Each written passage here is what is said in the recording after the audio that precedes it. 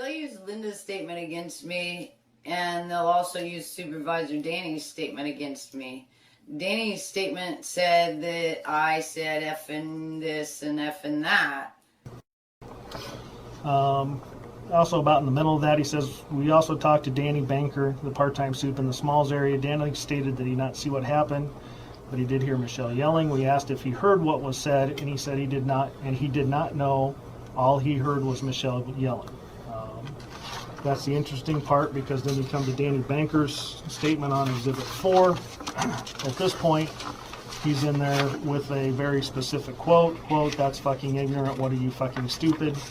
That's not even in Linda's statement. I don't know where this came from. He told his upper management that I didn't hear what they were saying, then he gives a statement saying this is exactly what she said.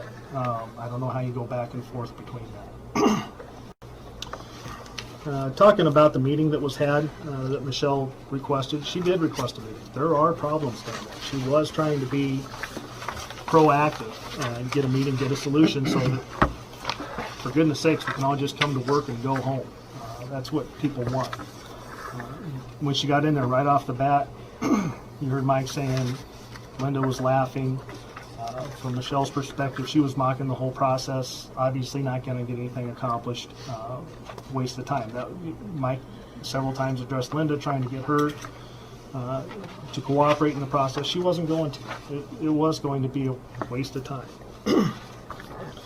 The solution that the company puts forward is that Michelle not do the setup where Linda's around, not get the cards, or have somebody else get the cards, or somebody else do the formats, and I'm still a little bit puzzled. Well, somebody performing their assigned tasks should not do those tasks because there's somebody else in the work area, not even on the clock, not supposed to, not having anything to do with those tasks. I mean, I think we're supposed to work as directed, but she very much wants to be a UPS employee. That's why she has taken the initiative to come in before these things go on, to have meetings, try to establish a dialogue with an employee that obviously won't cooperate. That has led us to where we're at now.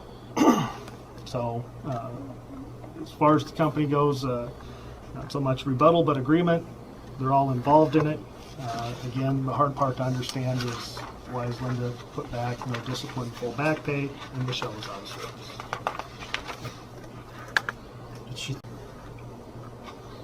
Was Linda on the clock? Linda, I don't know the specifics of when it happened, if that started. Okay. She does the setup. Everybody else is sitting on the sidelines. Setup normally starts before the rest of the sort, correct? Would you agree with that premise? True. Yes. Okay. Her statement is, and wasn't rebutted by you, that she was on the clock. It was actually your statement you presented. Was not on the clock. So is it appropriate for Linda to even be around what she's doing at that time? She's not even on the clock. Why would she come over there where Michelle was at?